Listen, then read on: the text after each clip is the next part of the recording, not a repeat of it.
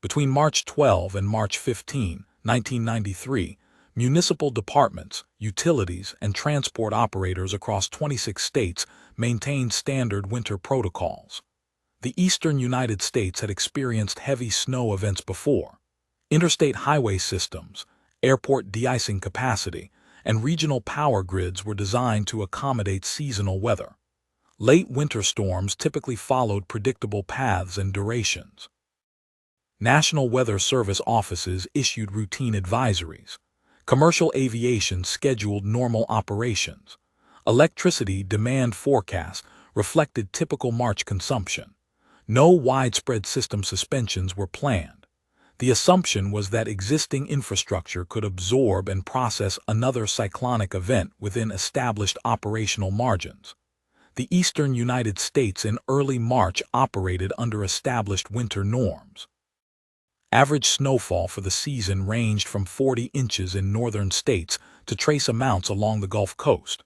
Regional electrical grids supplied power to approximately 120 million residents. Interstate highway systems carried commercial freight and passenger traffic without seasonal closures. 3 major airlines operated hub systems in Atlanta, Charlotte, and Pittsburgh. Commuter rail networks in the Northeast transported over 2 million passengers daily. Natural gas distribution networks supplied heating to residential and commercial structures. Coastal ports maintained cargo operations with minimal weather-related delays. The National Weather Service maintained observation stations across the region and issued forecasts based on atmospheric models updated every 6 hours. Emergency management agencies in each state operated under plans that addressed localized snow accumulation, ice storms, and cold temperature events. No federal coordination mechanism existed for multi-state winter emergencies. Individual utilities maintained repair crews sized for typical winter damage scenarios.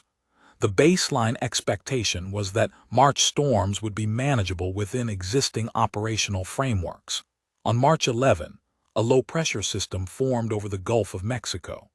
Sea surface temperatures in the region measured between 70 and 72 degrees Fahrenheit. Moisture content in the lower atmosphere exceeded seasonal averages. An upper-level trough positioned over the central United States created conditions for rapid cyclonic development. By the evening of March 12, the surface low-pressure center intensified to 970 millibars. Wind speeds around the center reached 50 miles per hour.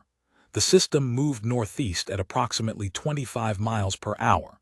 A collision zone formed where Gulf moisture encountered Arctic air positioned across the Appalachian region. Temperature differentials exceeded 40 degrees Fahrenheit within a 200-mile horizontal distance. The cyclone's central pressure continued to fall as it moved toward the Florida Panhandle. By midnight on March 12, barometric readings dropped to 960 millibars. The rate of intensification matched criteria for explosive cyclogenesis. The storm structure developed a symmetrical circulation pattern with uniform wind distribution. Satellite imagery showed a cloud shield extending over 1,000 miles in diameter. Snow began falling across the Florida Panhandle on the morning of March 13. Accumulation rates reached 2 inches per hour in northern sections. The snow line extended south to Tampa and Daytona Beach. By midday, snowfall spread across Georgia, South Carolina, and North Carolina. Wind speeds increased to sustained velocities of 40 to 50 miles per hour, with gusts exceeding 70 miles per hour. Blizzard conditions were met when visibility dropped below 1/4 mile for periods exceeding 3 hours. Snow accumulation totals reached 13 inches in Birmingham, Alabama. Chattanooga, Tennessee recorded 20 inches. Asheville, North Carolina measured 24 inches. The Appalachian Mountain region recorded totals between 30 and 50 inches. Mount Mitchell in North Carolina received 56 inches. Syracuse, New York accumulated 43 inches. Wind speeds at coastal locations exceeded hurricane-force thresholds. Flat Top Mountain in North Carolina recorded sustained winds of 65 miles per hour. The combination of snow rate, wind velocity, and duration created a blizzard zone extending from Alabama to Maine. The system's forward speed allowed continuous heavy snowfall over individual locations for 12 to 18 hours. All airports in the southeastern United States ceased operations by the afternoon of March 13. Atlanta's Hartsfield-Jackson International Airport closed for the first time in its history. Dulles International Airport near Washington suspended all flights. 3,000 commercial flights were canceled across the eastern seaboard. Interstate highways in 10 states became impassable. Traffic halted on Interstate 95 from Florida to New York. Interstate 75 through Georgia and Tennessee closed for 72 hours. Stranded vehicles numbered in the tens of thousands. The Florida Turnpike closed its entire length. Amtrak suspended all service south of Washington.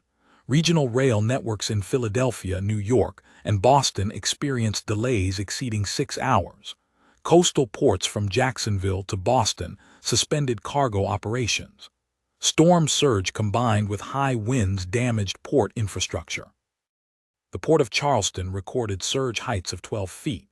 No commercial trucking moved across the region for 48 hours.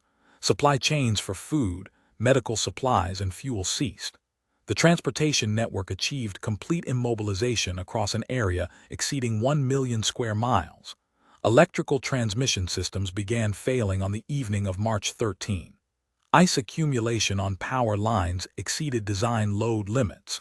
Wind forces snapped wooden poles and collapsed steel towers. Over 10 million customers lost electrical service. Outage concentrations occurred in North Carolina, Virginia, and Pennsylvania. Some substations remained inaccessible for 72 hours due to blocked roads. Utility crews could not reach damaged infrastructure. Telephone landline systems lost power as backup batteries depleted. Emergency communication networks failed in rural counties. Natural gas distribution continued in most areas, but heating systems dependent on electricity became inoperative. Water treatment facilities operating on emergency generators faced fuel supply limitations. The average outage duration exceeded 7 days in affected regions. Some locations remained without power for 14 days. Restoration required replacement of over 18,000 utility poles and 500 miles of transmission line. Mutual aid agreements allowed crews from unaffected states to deploy, but road access delayed arrival by 3 to 5 days. The grid's physical structure was compromised across multiple states simultaneously. Approximately 100 million people experienced direct storm impacts. Emergency shelters opened in 240 locations. Evacuation of coastal areas in Florida displaced 40,000 residents. Urban areas became isolated when snow removal equipment proved insufficient for accumulation rates. New York City deployed all available plows but could not maintain street access.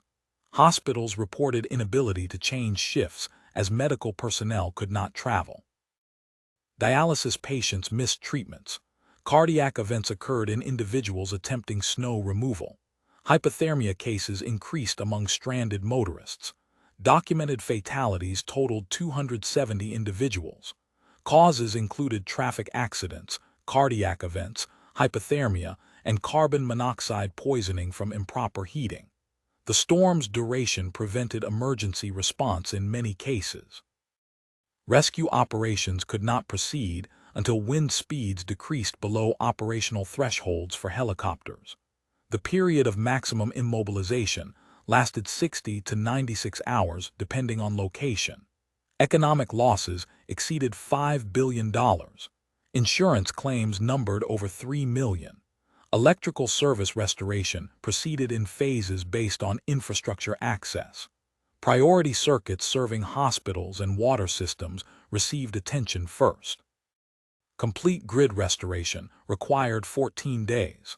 Highway clearance operations involved National Guard units in 18 states. Interstate highways reopened in sequence beginning March 16. Secondary roads in mountainous regions remained impassable until March 20. Aviation operations resumed gradually beginning March 15. Full commercial flight schedules restored by March 18. The National Weather Service conducted a comprehensive review of forecast accuracy and warning dissemination. The storm received classification as a Category 5 event on the Northeast Snowfall Impact Scale. Congressional hearings examined federal coordination gaps. The Federal Emergency Management Agency declared disaster areas in 12 states.